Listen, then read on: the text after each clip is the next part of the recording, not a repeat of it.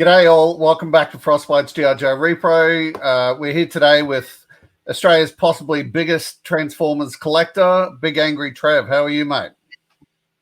Not too bad at all. Thanks for having me on the channel. It's an honor to have you on. I always don't mind talking to people with massive collections, as it's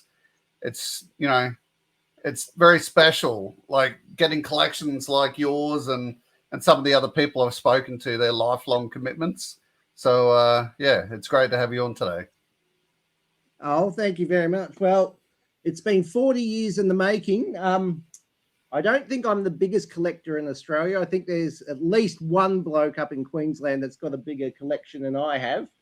Okay. But this is certainly been this is the 40th anniversary of Transformers this year, and This has been 40 years in the making. So it's taken a while to put together. There you go. So as with all my interviews, I like to, have a bit of a logical timeline in our discussion. So I think today we're just going to look at where it all began. So you mentioned that you were from rural New South Wales currently. Is that where you grew up? So I actually grew up in rural Victoria. I was born in a tiny, tiny little town called Nia West that still exists. I think that hospital is now an old folks home. And I grew up in rural Victoria on a farm. In later years, I went off and lived in Melbourne for a couple of decades. I lived in London for a while, but now it's all come full circle, and I'm here on my farm out in rural New South Wales. I'm 125 acres, very pretty property. So, yeah, I like being out in the bush. I'm a country lad at heart. Okay. And, growing up in a small town, obviously, you probably didn't have the Targets or the Toys R Us or the Kmarts growing up. So how far were you from civilization? So the farm I grew up in was about 15 minutes out of a town called Swan Hill. Okay. And it had one very small toy shop. And because I lived on a farm, there was only one small toy shop. The internet obviously wasn't around back then. I was one of those kids that kind of assumed I couldn't get toys. Like, I got toys for birthdays and Christmas and everything else, but it wasn't like I could go down and visit the local toy shop and find whatever I wanted. So, and it's the same now. The closest shop that has Transformers to where I live is about 60 kilometers away. So if I want to do some shopping in store, I've got to go for a heck of a drive.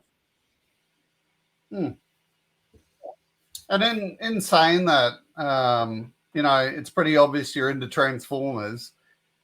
Did you, was that the only toy line you grew up with, or were you, like most other kids, and you sort of dabbled in other toy lines as well? It was pretty much like I had lots of different toys. I had a bike. I had this and that and the other. I had a Voltron. I had a Voltron before I had Transformers. Yep. So I've still got that in a cabinet over there somewhere. Okay. And when I got a bit older, I got into Lego. Yep. But really, as in the toy line that stuck most with me was always Transformers. And back then, I had little brown suitcase that I used to take to school when I was very small, and then that became my Transformer box. And now I require a bit more room. Now it takes up a shed, but it started off in a box that big. And I'm just assuming you're like most of us in the toy community. You're in your 40s. You started off with, in the Transformers game, what's known as G1. Is that correct? That's right. I still remember the very first episode airing on Australian TV. Yeah. And so I was one of those kids. I used to watch Saturday morning cartoons, and it was all Scooby-Doo, Voltron, He-Man, those kinds of things. And I was, one of those kids that Saturday morning got up, had breakfast, still in pajamas, plunked yourself in front of the TV. And this cartoon came on with these robots that turned into jets and cars and trucks. And I was just, I think I was hooked by the end of the opening credits. And it remained. It was from that point on. In fact, I ended up quitting tennis lessons. I was never a sporty child. I have lots of older brothers and sisters that are all a decade older than me, and they're walls of sporting trophies and everything else, but I was never very sporty at all. I'm not very well coordinated. And about 8 weeks into Transformers airing, my mother decided I had to take tennis lessons on a Saturday morning. And I used to show up, and I was grumpy and not pleased. And I'd sit there and I'd miss the ball about 4 times and then throw my racket down in a huff and then go sit like that. And then after several weeks, she gave up. She gave up. I think my parents were always a bit disappointed that I wasn't sporty like my brothers and sisters, especially living in a rural community. You're supposed to be part of all the sporting clubs. Yeah. But I was not good at it. I could either be there missing a ball, or I could be home watching giant robots fight other giant robots. And I knew what I wanted to do. That's it. And what sort of childhood did you grow up in? Like many people I've talked to, they've sort of, it's ranged between parents were reasonably well off to, I only got a couple of toys for Christmas or birthday. So where were you in that sort of end of things? Well, growing up on a farm in the rural community, look, we were certainly never well off. At the same time, I never went without a meal. Yeah. But for me, if you don't know any different, then you don't miss what you don't have. So I wasn't aware that there were kids out there with a million toys and so on. I had my few toys, but I used to run around the farm and climb on the old milking sheds and play in the haystacks, and was very close to the Murray River. So I used to go over to the river and everything else. So I sort of made my own entertainment there. As I said, I got presents for birthdays and Christmases every year, but it wasn't like I didn't live one of those lives where I was getting a new toy every other week or anything like that. So we were okay. We were okay. Yeah. And as you know, G1 Transformers, it's a bit of a massive line. What was your first G1? Well, luckily I prepared earlier. So here we go. And this is still the toy. This isn't the replacement. This is him. So this is Dirge from G1. And this is the actual toy. So as I said, didn't have a massive amount of toys growing up. But my mum, to make some extra money, babysat for a woman who was probably not a millionaire, but a lot better off than us. Yeah. And her son had quite a few Transformers. And it was it probably would have been my 7th birthday. And I'd gotten presents from my siblings and mum and dad and everybody else. And then I think it was that day or the next day or something, my mum had been babysitting and the lady had bought me a present that she babysat for. And I went, oh, okay, great, thanks. Open it and unwrapped it. And it was this guy. Yeah. And I don't know the language restrictions on your channel, so I'll just say I lost my poop. Yeah. I lost my poop big time. I really went nuts. This was a toy from my favorite cartoon. I really, really got extremely excited. So, surprise, surprise, 7 or 8 weeks later when it was Christmas, suddenly from my sister and mother and everything, I was getting Transformers instead of other stuff, and that stayed through most of my childhood. I didn't exclusively get Transformers, but that's what I was given. And if a family member went away, if my mum went away on a holiday or something, and she came back, she'd bring me a Transformer. So, but yeah, this is the guy that started it all off. This is Gen 1 Dirge, and this isn't a replacement. This is him, and I've still got pretty much every Transformer I've ever gotten or been given or bought or everything else. So I think maybe I've lost one or two over the years, which as an adult I was able to, go on eBay and replace. But yeah, still got the lot. And Gen 1 is very big. If I move the camera somewhat, that's a lot of my Gen 1 collection behind me, all those shelves. So it's pretty extensive, but it's certainly not complete. So there's quite a few Gen 1 toys I don't own. And these days it's hard to justify the cost on the secondary market. Yeah. Like, I understand why those toys go for so much now.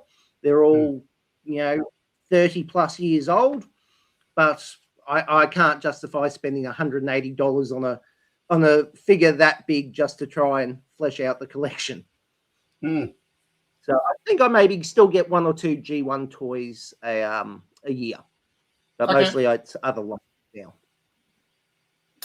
I've noticed in the Transformers community, there's this, I don't want to call it weird. It's an alternate way of displaying Transformers where people will have, the robot mode plus an extra one in the vehicle mode. Do you do that? Well, if I've got more than one of the figure, I do. If I've got more than one of the figure, so I've got approximately, I'm doing a big count right now, but I've got approximately over 4,500 Transformers. Could be 5,000, I'm not sure. And because I collect so diversely, I don't really buy two of the same figure. So some of it I do. If I move over here, and I don't wreck, so I don't know. As you can see, I've got a few Bumblebees there and Cliff Jumpers and so on. And there's some mini bots, and those that I do have two of. One's in robot mode, one's in vehicle mode. But because they keep making so many different versions of the same characters, I'm able to do that. So if I go over to my Generations line, I can show you. So these are all, and as you can see, so these are all different toys from each other. So if I look in the center there, you've got the likes of Sunstreaker, Jazz, Ratchet, and so on. And I've got one in robot mode and one in vehicle mode, but they're different toys to each other. So that Sunstreaker that's in a vehicle mode is a completely different toy to the Sunstreaker in the robot mode. Okay. So, so I do that when I've got multiples of characters. Naturally, I don't have multiples of every character, but quite a lot I do. So you mentioned you had siblings, so brother and sister, was it? So 3 older brothers and 1 older sister. Okay. But they're all 11 to 18 years older than I am. Okay. So I was an uncle by the time I was 7 or 8 years old. So my siblings didn't have a great deal of interest in me. So despite having brothers and sisters, I kind of grew up an only child in a way. They were all out of that. By the time Transformers came along in '84, all my brothers and sisters had moved out and gone off with jobs and their own homes and starting their own families. everything else. So I didn't have to share my toys.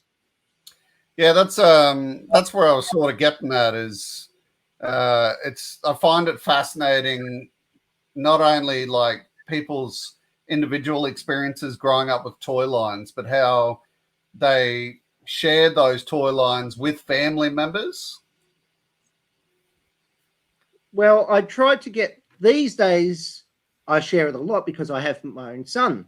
I've got a son and a daughter, so Orion and Acacia. And for those in the Transformer community, you might get the Orion reference. It was Optimus's name before he became Optimus. He wasn't named exclusively for the Transformers. I've got a background in theatre, and there's an old play about Orion and so on, and then there's the Constellation.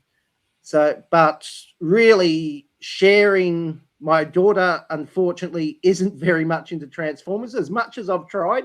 She likes the bots. She thinks they're cute, but she's not really into it. Whereas my son absolutely loves Transformers. He's got his own collection of about 100 different toys. And I really don't come out to the Transformatorium without him. If I'm coming out here, he comes out with me. He's 11 years old now. And it's probably what I get the most pleasure from these days with my collecting is sharing that with my son. It's something he and dad do together. So it's our hobby now. It's not just my hobby. And I love it. That just gives me the most joy. And last year when the Rise of the Beasts movie came out, and I got invited by Hasbro to attend all these different events. So there was a Roar and Snore at the Beast Base Camp at Taronga Zoo, big Transformer themed thing. And I got to go and do that twice. Once I went with Griffin, who does have about the biggest Transformer collection in Australia. He's up in Queensland. He and I went to represent the fandom, and we got to mix with celebrities, and it was free food and free drink, and they really piled it on. But then to say thank you for me doing that, they said, well, we've got a spare set of tickets for another night. Do you want to come back and bring your son? So I got to bring my son back and sleep overnight at the zoo. And then there was an Transformers art exhibition at the big comic shop in Sydney. So he came to that with me, and then Paramount sent us some free tickets to the special preview screening of Rise of the Beast. So my son came to that. So he's like my little Transformers sidekick, and it's got to the point where he's starting to get known in the Transformer community now. Right. And it's great. It's a lot of fun. And especially last year with all these events, and Hasbro and Paramount and everything was very generous with inviting us to all these exclusive events and big gift bags and this and that and everything else. It was a lot of fun. It was a lot of fun, and it made it a lot more fun for me to be able to share that with my son. Yeah, that's fantastic. As you may see in my name title, I'm primarily a GI Joe guy, and the Hasbro that you're describing does not sound like the Hasbro that I'm familiar with for my toy line. Look, GI Joe, it still could come back. It still could come back. I've got some Transformer GI Joe crossover figures. If I had my ladder with me, I'd get them down and show you. I've got a lot of Transformer GI Joe crossover comics as well. Yep. It's just, see, I never saw the GI Joe cartoon as a kid. I had no idea. In fact, it wasn't until I started reading the Generation 2 Transformer comics that I very first heard of GI Joe. And that was probably in my early, and that was later years. I didn't know what GI Joe was. Excuse me. Look, hopefully GI Joe, they did hint at the end of the last Transformers movie. They handed over a GI Joe card to the main actor. So I think there's still a lot of love for GI Joe out there, but I think Transformers is proving far more the money maker for Hasbro at this point. Yeah, I just find it interesting. Like there's some of the GI Joe community that basically feel like there's not a lot of love for the fans, whereas the way you're lovingly describing Hasbro, that's actually very interesting to me. Is that the feeling you're getting from Hasbro? Like they love you guys? Last year, yes. Last year, yes. They do. Hasbro Australia has put on events in the past. I think it was 6 or 7 years ago. They had a exclusive toy reveal at the Hasbro offices in Sydney, and myself and a bunch of other fans were invited along, and we got to go into the offices and play with some toys and everything else.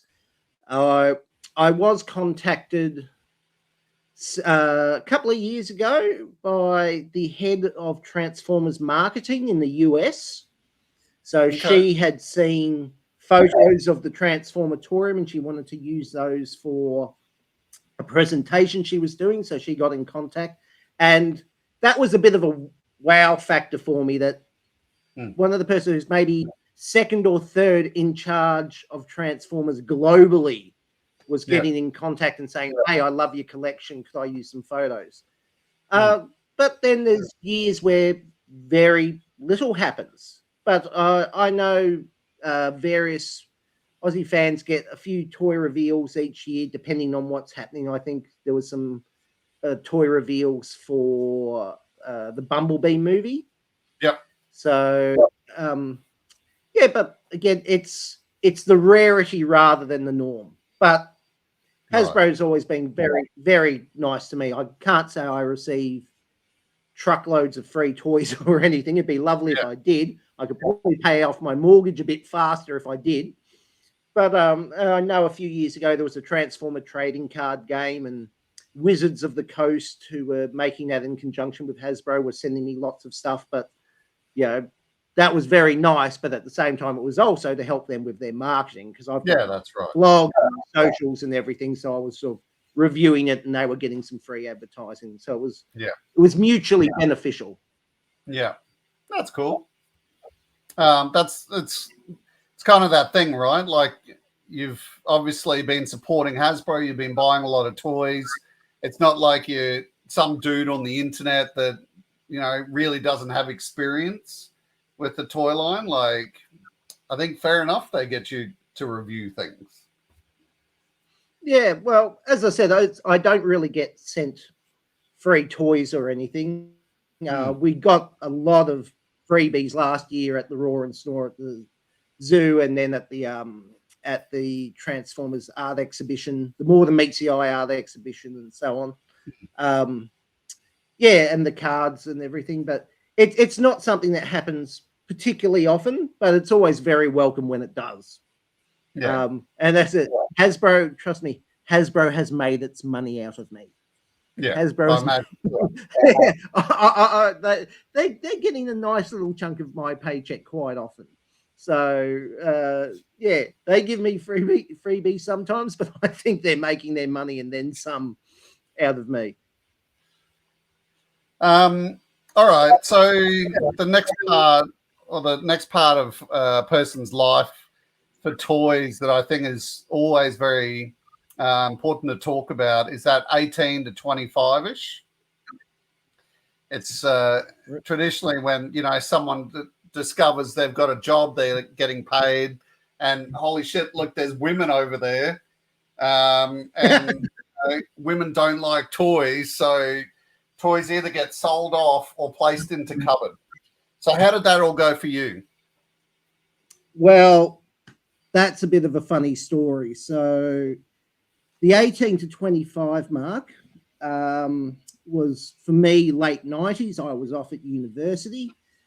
My Transformers were all in a giant box back at my mum's house. Yeah. I think after I'd been off at uni 3 or 4 years, I did bring the box back with me to Melbourne at some point. Girls were far more interesting. More interesting. And that was for Transformers, the Beast Wars era. And I wasn't particularly into Beast Wars. I appreciate it now.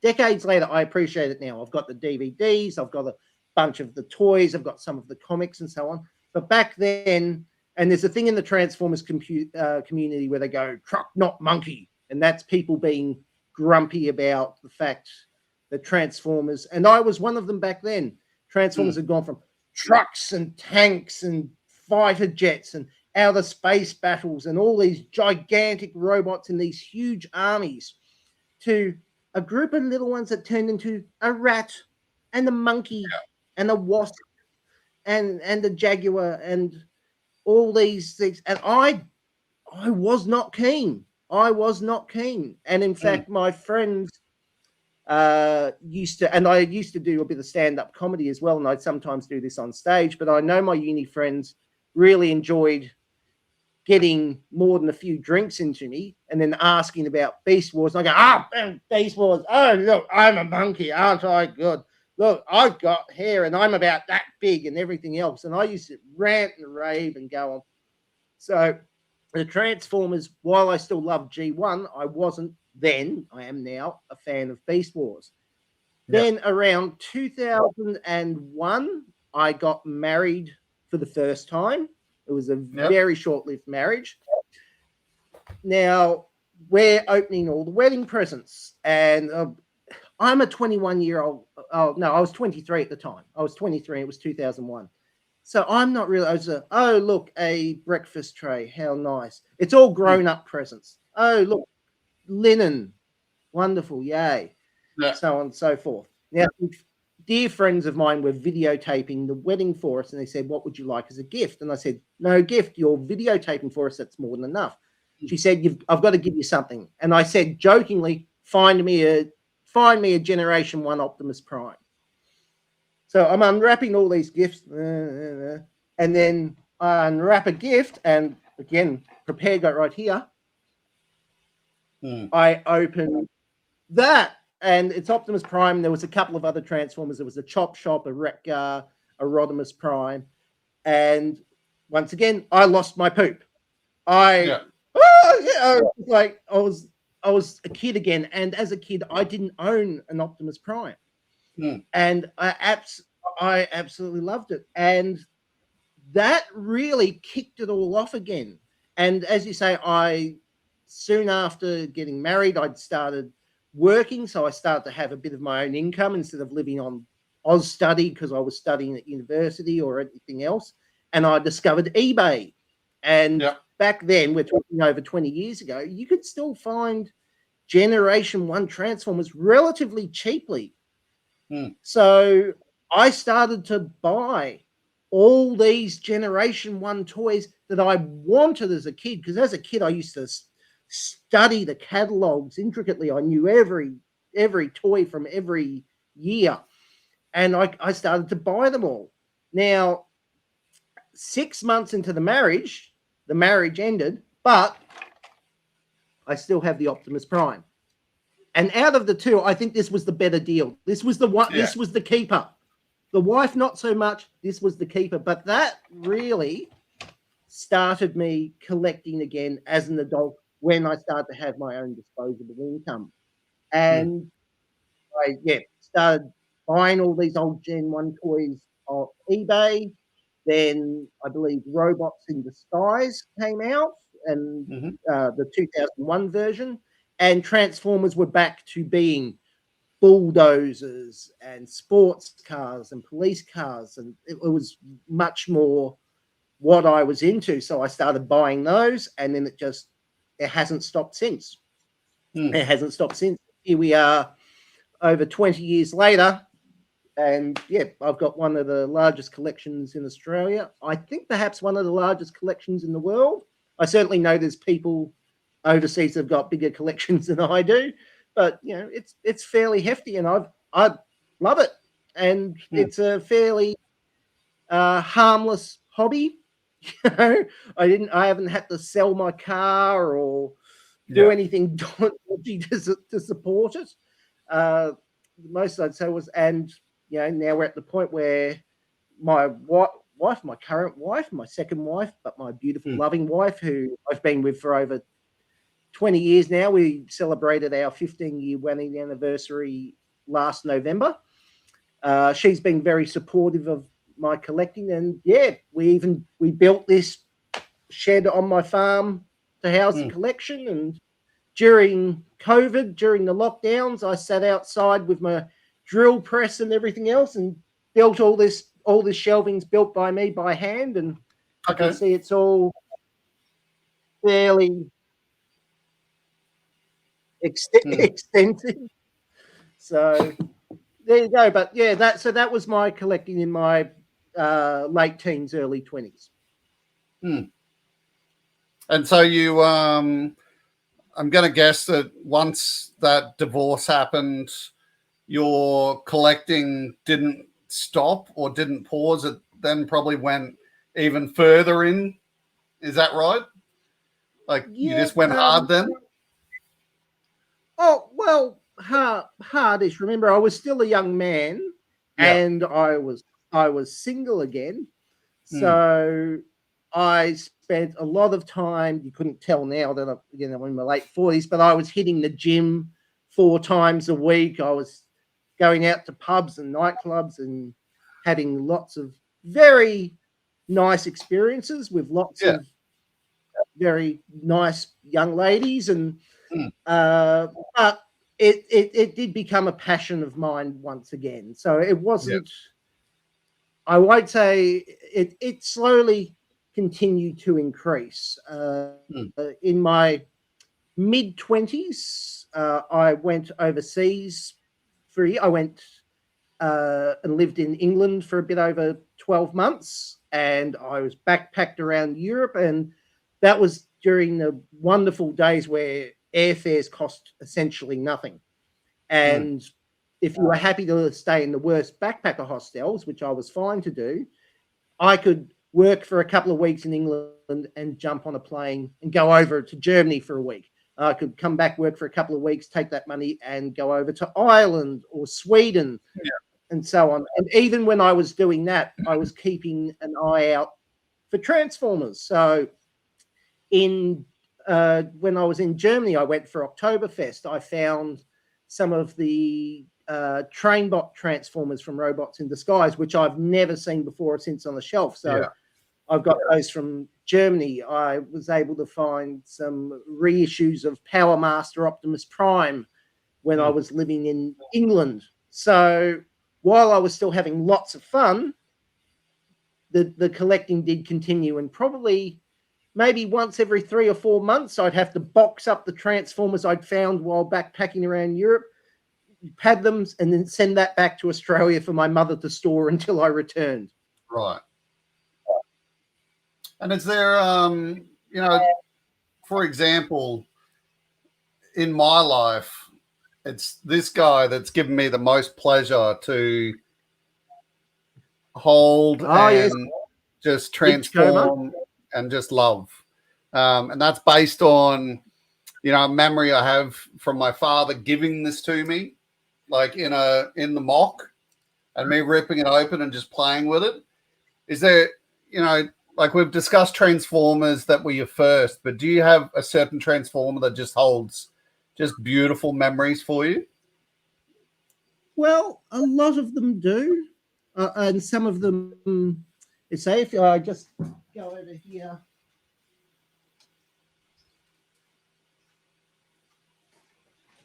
Yeah. Oh, snap, by the way, there's my beach combers. Yeah. There's the genuine Gentoo. For instance, Sea Spray. Now, he's just a little mini bot from 1985. And I just remember, I can't even remember, it was some tiny little town in the middle of nowhere. The place was like about 4 farms and a milk bar. And we stopped and went in, and I saw Sea Spray under the counter for a couple of bucks. And, Mum, can I Sea Spray? Can I have Sea Spray, please? And she said, yep, sure. It's only a couple of, and then I took him home. And then I remember going to school, and I had mates, and this mate had Bumblebee, this mate had this other mini bot, and we spent a lot of time. We built a base for them at school during our free time, get all the arts and crafts. And I remember we even put a river going through the base so that Sea Spray could go in his hovercraft mode through the base. Mm. So I've got lots of nice memories of that. Let's see. I remember my mother brought him back for me from a holiday. Lots of. It's scary to think that out of nearly 5,000 toys, I can still pretty much remember where I got each one and when and everything else. I can't remember where I put my car keys. Yeah. I can't remember when I've got to take the goats in for their next vet checkup, but I can remember where I bought all my toys. Mm. But there's lots of different ones that hold special memories. So, for instance, last year when we got given these gift packs by Hasbro at these special events, my son also got given the gift packs as well. So they hold special memories. I can look at my Arizor toy from Rise of the Beast and go, well, I got given that by Hasbro when I got to stay overnight at the zoo with my son, and we got to go look at the animals at night and everything else. And he can do the same. So there's a lot of emotions wrapped up in this shed. Like my mother's passed now. My mother's passed, my father's passed, and some of these figures are from them when I was a kid, so they hold sentimental value. Some of them are from dear friends, some of them are from my wife. I think I should have left the ladder in here so I could go up and grab stuff, but I've got a lovely big Ravage statuette that my wife gave me for my birthday one year. Yep. There's a lot of emotions. We had the bushfires a few years ago come through, and they came very close to our farm. And I built this shed, but I hadn't set it up yet. I hadn't started taking the toys out of the crates. But I had a mate from Lithgow drive all the way here, and he and I boxed everything up that we could, and we took it and stored it at a friend's house in the town near where I live. I don't live in the town, I live on a farm. And they had to stay there for a month until the bushfires had passed. And part of the reason I did that was because there's not so much the monetary value, but the emotional value that I've got in this collection, because it's something I love. Yeah. Yeah, it's strange. Like I, at a young age, left my hometown of Mackay and joined the military, and found women after a while, and sold off all of my toys, which I deeply regret now. But there's very few adults that don't regret doing that. But weirdly, like going home after my parents had passed away and grabbing stuff, and I found I still had my original Leonardo Ninja Turtle. So that's the only toy that is actually from my childhood that I still have, and it just fascinates me. Oh, really? And I'm sure that holds a lot of emotions for you. I know very few collectors that don't regret getting rid of a lot of their stuff. But I've always been a pack rat, so I know one of the reasons my collection is so large is there's a lot of collectors, even here in Australia, who've got quite large collections, but when a newer figure of a specific character comes out that they think is the better toy, they will sell off the old toy. Right. Whereas I just like, no, I'm going to have both. I'm going to hang on to that one, and I'm going to get the new one. Naturally, I can't afford to buy every single toy that comes out. A heck of a lot goes past me. But look, I feel that way a lot about old video games. So when a new video game system would come out, I would sell off my old video game system and the games, and then use some of that money to buy the new video game system. And there's especially things like the Nintendo 64, and so I just wish I'd hung on to it.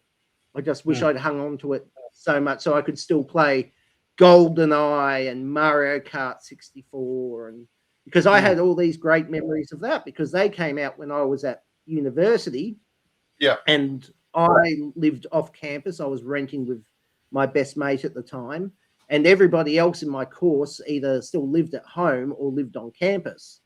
But I had my own little unit. So sometimes between classes, me and a bunch of uni mates, we would all get in the car, zoom back to my place, and we'd all kill each other on GoldenEye for like 2 hours or race around Mario Kart for 2 hours. So, yeah, I feel that way with a lot of the old video games, personally. I'm not much of a gamer at all now, to be honest. Between a farm and kids and everything else, I don't have time for gaming. But you've still got those memories, which is absolutely fantastic. That's right. That's it. So moving forward to current, like another thing that I'm aware of in Transformer collecting is original Transformers versus Bayverse. I didn't know for ages that there were people out there that didn't like original Transformers and they in fact just loved Bayverse. Look at this way. My stage name and the name of my website still and everything else was Big Angry Trev. Yeah. It should really be middle-aged tired Trev now, because compared to people on the internet, I'm not angry at all.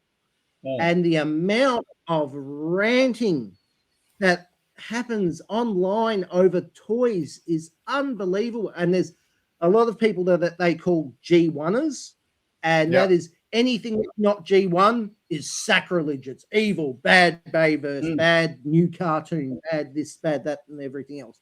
And then, yes, you've got your other ones who have grown up with the live action movies, and they see these live action movies and they see these rather intricate toys, and then they look at, they go, well, what's this, square piece of plastic that has no articulation and so on? These toys are rubbish. Why do you guys love this so much? I've always been someone, enjoy what you're going to enjoy. If you love the live action movies, love the live action movies. If you love the old toys, love the old toys. And I don't think anybody is wrong for liking one part over another part. Personally, I enjoy it all. So I've got, my Gen 1s over there, and then if I do a little bit of a wander here, then I've got lots of the live action figures there. So I've got figures from pretty much every Transformers continuity there's been. Every cartoon there's been, every movie there's been, Generations is the most. But yeah, there does seem to be a bit of a battle, and I think I've heard a few people say that really it's just, they go, the Star Wars fans are worse, as in those that like the original movies, like the new ones. They go, but besides Star Wars, we seem to be the worst. We seem to be coming in at number 2. And I just opt out of all that stuff. I'm a person that really thrives on positivity. So I don't get caught up in those battles at all, because I think just they're toys. They're toys and movies about shape-changing alien robots from another planet. Not to be taken too seriously. No. But some do. Some do. So... and it's funny you mentioned the Star Wars community. Like I collect a multitude of things. So, I'm vintage Star Wars, I'm Voltron, Ninja Turtles, GIJOE, Mask. Like I'm across a wide range. The craziest fans I've found are Star Wars people. But there seems to be, in the Transformers community, I see a lot of goodness, a lot of weirdness, and a lot of badness. So fascinates me that there's these brilliant people out in the Transformers community just making excellent add-on kits and stuff like that. And then at the other range of things, there's there's people that don't like things like Repro and stuff like that, which is all fine. Where do you sit on all of it? I have got very few third-party items. So near 99.95% of what's in this shed is all official Takara and Hasbro merchandise, or is official if Hasbro has rented out the property, say to like Pop or something like that, or done Marvel crossovers or Star Wars crossovers. I have nothing against the third party stuff. I do have probably a couple of toys that I've bought add-on kits for. I think the Combiner Wars Menasor looked awful as a combiner, so I bought a third party add-on kit for him. I have nothing against any of it. As I said, sort of it's a you do you. If that's what you're into, go for your life. But it's not something that's really interested me that much. And because I don't exactly earn a fortune. I'm a bit like when I was young. I can't afford to jump on the plane and go to Paris, but at the same time, there's always food on the table for my kids. So what money from my paychecks that I put aside for my collecting usually goes to new toys rather than improving figures I already have. Right. But but honestly, they're fine. And I've seen some wonderful stuff out there. I've seen some really good things, and I'm friends with a lot of other collectors. We're talking about, there's the good and the bad and so on in every fandom. I've made some very, very dear friends through the fandom. So g'day to the lads. I'm in a chat group almost daily with 4 other collectors, and it's almost become more a support group than about Transformers now. We've all grown quite close, and some of those lads have donated Transformers to the shed that they didn't want anymore and couldn't be bothered selling, and some of those have got really cool add-on kits and everything else, and they're awesome. Personally, it's not something I buy, but I can see really cool stuff out there. And I find it fascinating, over the couple of years I've been collecting toys, some of the people I feel the strongest relationships with are people I've never met in person, and we just like to talk about shit, which is just toys. Like, so, as you just mentioned then, how have your relationships over, because you've been in this clearly a lot longer than I have. So how have your relationships gone over the years? Has it been the same people that you've been talking to since your 20s, or has it changed over the years? I don't think I really started chatting to other collectors online probably until my early 30s. Okay. So I lived in Melbourne for quite a long time, nearly 17 years, and I had all my real life buddies. I had I was one of those people that would throw multiple parties each year, and it was funny. I did have in the house that my girlfriend, now wife, and I rented. We had a little spare bedroom that I'd set up as my little Transformer room, and that's back when I had 500, not nearly 5,000. And every time I threw a party, it was always the same. There'd always be at least 2 to 3 guys in that room at any one time, holding a beer, and there'd just be. Yeah. I reckon I had that one. Yeah. When I moved back out to the country around 2011, I moved back to rural Victoria, and now I live in rural New South Wales. Obviously, I wasn't getting to see all my Melbourne friends nearly as much. And that's when I started chatting online. I think I went to the Ozformers website and started chatting there, and so like, oh, there are lots of people in Australia that like Transformers. And then some of the Facebook groups started up, and I've made quite a lot of really wonderful friends that started as online friendships and now have become real life friendships. So for my 40th birthday, my wife gave me skydiving tickets, and a Transformer buddy of mine who I'd only met once in real life before that. So g'day, Brendan. He came skydiving with me, which was very good because we had to go up in this rickety plane, and I was so absolutely petrified. So at least I had a mate there. And you know what? We even chucked a Transformer quote at each other from the 86 movie before we jumped out of a plane and plummeted towards Earth.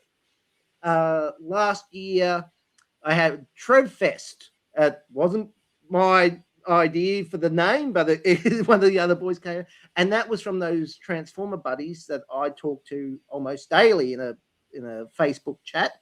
And they brought all their families from Sydney out to the farm. They brought their wives and their kids, and we had bonfire and barbecues, and came out and hung out and spent time in the shed. Late last year, as I said, was my wife and my 15-year wedding anniversary, and we went and stayed in Sydney. And one of those nights, we went to the Opera House, and that was with two of those mates who I originally just met online as fellow Transformer fans. And the friendship had developed to the point where me and my wife and two of my friends and their wives, the six of us all went out and we went to the Opera House and saw a show together. And it's been really lovely. In fact, on that trip, I got to meet a mate of mine I've been chatting online for years, and we finally got to meet in person for the first time. And it was lovely. Hi, Keenan. Hi, Trent, Dallas, Jason, all you guys. And I got to meet my mate Keenan for the first time. I chatted to him online for 10 years, but that was the first time I met him. And that's something I really enjoy. And especially because I live so fairly remotely, I don't get to go to fan meetups. I can't just jump in my car and drive 20 minutes down the road. So a lot of it's online interaction, but those friendships I found really come alive when I finally get to meet the person. And there's a lot of really lovely, wonderful people in the fandom out there. And I feel very blessed and honored that I've got to meet so many of them. Well, I on that point as well, I found it interesting. I didn't even know about you, but it was actually a Joe mate of mine that also collects Transformers that put me on to you in the first place. So big shout out to Craig Greybeard. Hey, Craig. He said, yeah, man, you got to check out Trev. So, well, Craig and I went to high school together. I haven't seen Craig. Yeah. So Craig back in Bendigo. So Craig and I haven't seen each other in nearly 30 years. Yeah, right. So I think if I dug out some very old photo albums, I'm sure there's some photos of Craig and I going, next to each other.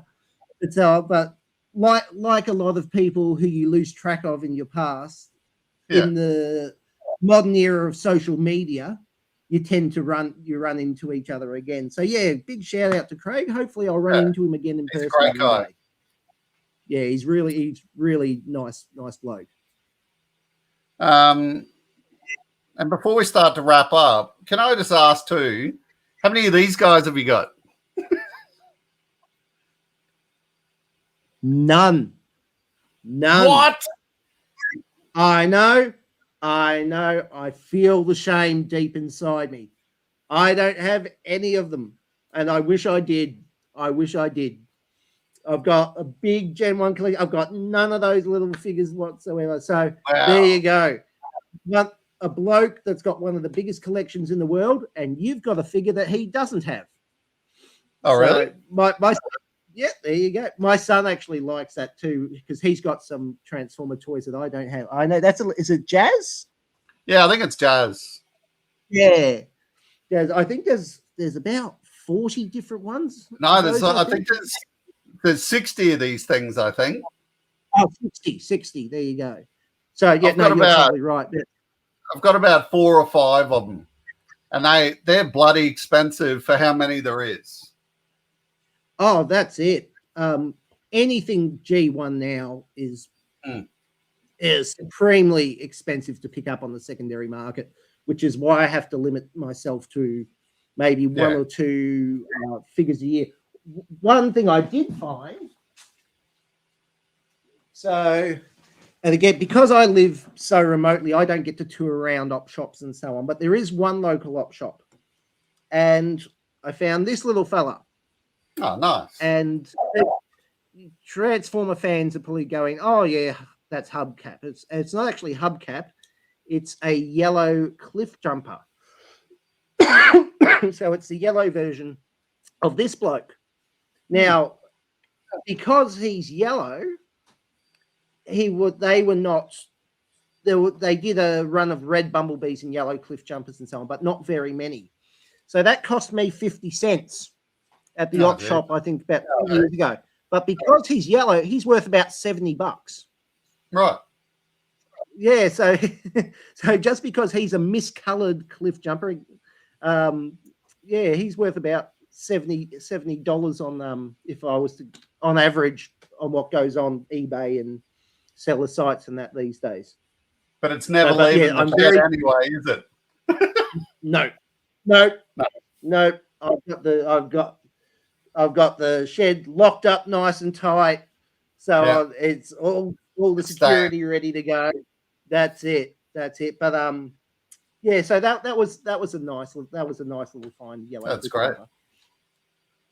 We're at the end of the show. I know you mentioned a few people before, but is there anyone you'd like to give a shout out to? Well, I think I've given a shout. So I suppose I should give out shout outs mainly to my Transformer mates since they're the ones watching this. So g'day, Brendan, Trent, Keenan, Jason, Dallas, Griffin, who runs Ozformers, Jason Murray, who runs the Transformer Collectors Club Australia Facebook page, Michael Vella, who runs Transformers Down Under. There's a Bobby, who is a wonderful Transformer mate I know, who I still yet to meet in real life. We will do that one day, Bobby. Shout out to my family, of course, who I'll probably make sit and watch this at some point. And just the Transformer community in general. My friend Matt down in Melbourne, who sends me like a big box of Transformer stuff every year that he just finds, sends me my mate Greg, who sends me some Transformer stuff each year. My mate Ty, who gave me a bunch of his old Gen 1 toys when he cleaned out his house. A lot of people have donated to the Transformer shed over the years. Yeah. Sometimes it's toys their kids have grown out of, they don't want anymore. Sometimes it's quite nice collectibles that they don't want anymore but can't be bothered going through the headache of trying to sell.